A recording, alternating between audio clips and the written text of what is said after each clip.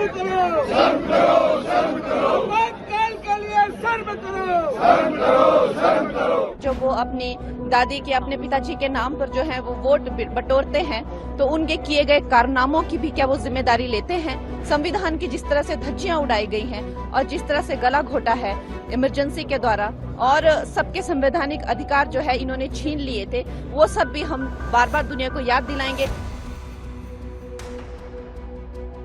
50 साल इमरजेंसी के पूरे होने को आ रहे हैं। जरूरी है कि मौजूदा पीढ़ी और आने वाली पीढ़ी भी उस दौर को समझे और उस दौर से सीख लेकर हम लोग आगे बढ़ने का प्रयास करें। जिस तरीके से विपक्ष ने हंगामा करने का काम किया, विपक्ष क्या समर्थन करता है उस दौर का? हिंदुस्तान के नागरिक विरोध प्रदर्शन कर रहे हैं। देखिए, जो सबसे ज्यादा संविधान की दुहाइयां देते हैं तो उनको इस बात की भी जिम्मेदारियां लेनी चाहिए कि जो वो अपनी दादी के अपने पिताजी के नाम पर जो है वो वोट बटोरते हैं, तो उनके किए गए कारनामों की भी क्या वो जिम्मेदारी लेते हैं? और आज जो संविधान की सबसे ज्यादा दुहाइयां देती हैं, ये भी जरूरी है कि उनका खुद का ट्रैक रिकॉर्ड वो देखें।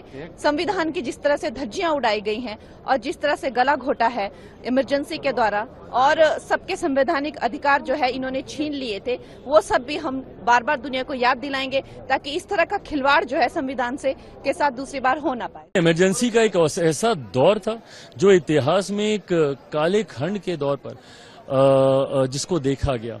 जिस तरीके से इमरजेंसी के दौर में पूरे देश को बंदी बनाने का प्रयास किया गया, देश के ऊपर डिक्टेटरशिप थोपने का प्रयास किया, ऐसे में जब 50 साल इमरजेंसी के पूरे होने को आ रहे हैं, जरूरी है कि मौजूदा पीढ़ी और आने वाली पीढ़ी भी उस दौर को समझे और उस दौर से सीख लेकर हम लोग आगे बढ़ने का प्रयास करें। आज जिस तरीके से विपक्ष ने, जब माननीय स्पीकर के द्वारा इस प्रस्ताव को लाया गया और इमरजेंसी की निंदा करने की बात जब सबने की, जिस तरीके से विपक्ष ने हंगामा करने का काम किया, विपक्ष क्या समर्थन करता है उस दौर का? भाई, कई ऐसे लोग हैं जो उस दौर में जिन्होंने यातनाएं प्रताड़नाएं झेली। मेरे खुद के नेता, मेरे पिता आदरणीय रामविलास पासवान जी ने जिस तरीके से उस दौर में यातनाओं को उनको झेलना पड़ा, ये ऐसा समय था जो भारत के आने वाले समय में भी एक काले अक्षरों में लिखा जाएगा और मौजूदा और आने वाली पीढ़ी को इससे सीख लेने की जरूरत है। केवल भाजपा के ही सांसद विरोध प्रदर्शन कर रहे हैं ऐसा नहीं है, पूरे देश में हिंदुस्तान के नागरिक विरोध प्रदर्शन कर रहे हैं और हिंदुस्तान के नागरिक के मानस पटल में आज का दिन एक महत्वपूर्ण दिन है।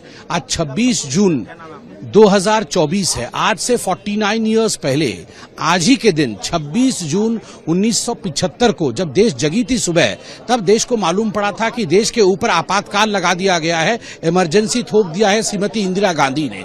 लगभग 1.5 लाख लोगों को जेल में भर्ती किया गया था। कई लोग, 22 से भी अधिक लोगों की मृत्यु हुई थी, कस्टोडियल डेथ हुआ था।